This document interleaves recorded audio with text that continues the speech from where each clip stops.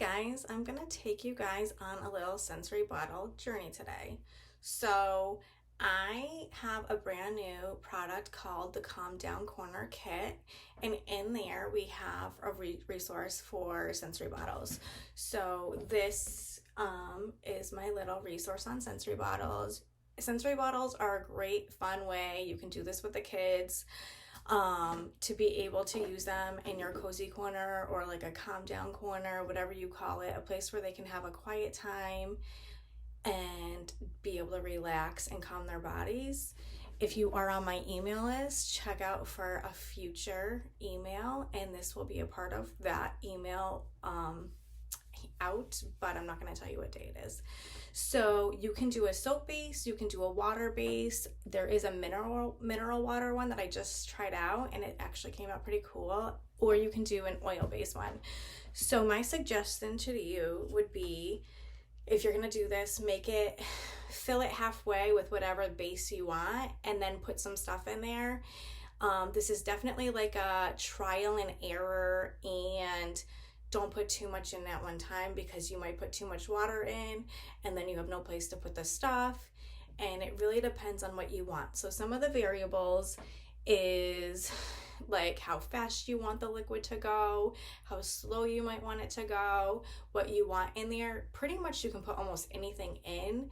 The only thing that I've seen in past years that hasn't really stayed the test of time is those colored elastics for like kids' hair ties. But everything else has kind of stayed the test of time as far as what will last in here forever.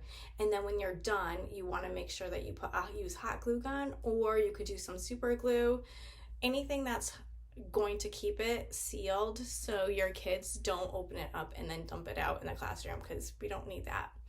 So this is an example of the water-based one. I did put some glycerin in. If you use glycerin, it will slow it down. If you have an oil base, it will also slow it down. The mineral water one will make it a little less than fluid. I kept this one a little more fluid than some of the other ones. I put some glitter in it, so you can have, I love buffalo glitter. I also use the fine glitter too. A lot of the stuff you can get at the dollar store and it's really cheap. Some sequins, beads. I also got some seashells, but really anything goes. You can make a magnetic one with paper clips or pipe cleaners, and then they can use magnetic ones to get you the stuff. This one is the oil base, so I use baby oil. You can use vegetable oil. You want to put some water in it.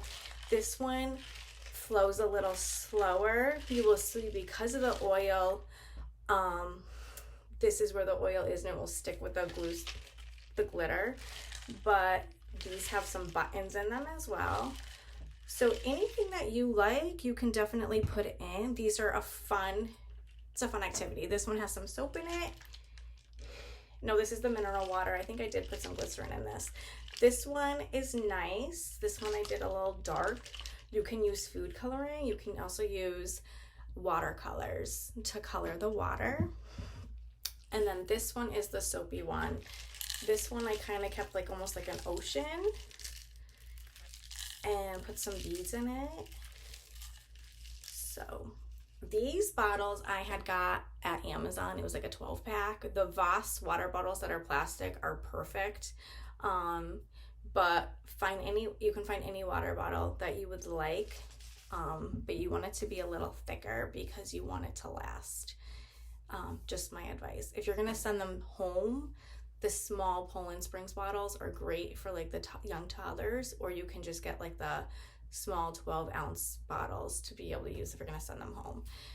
But that's sensory bottles in a nutshell. They're fun. They can be a little bit messy, so you want to make sure you control the environment with a mess.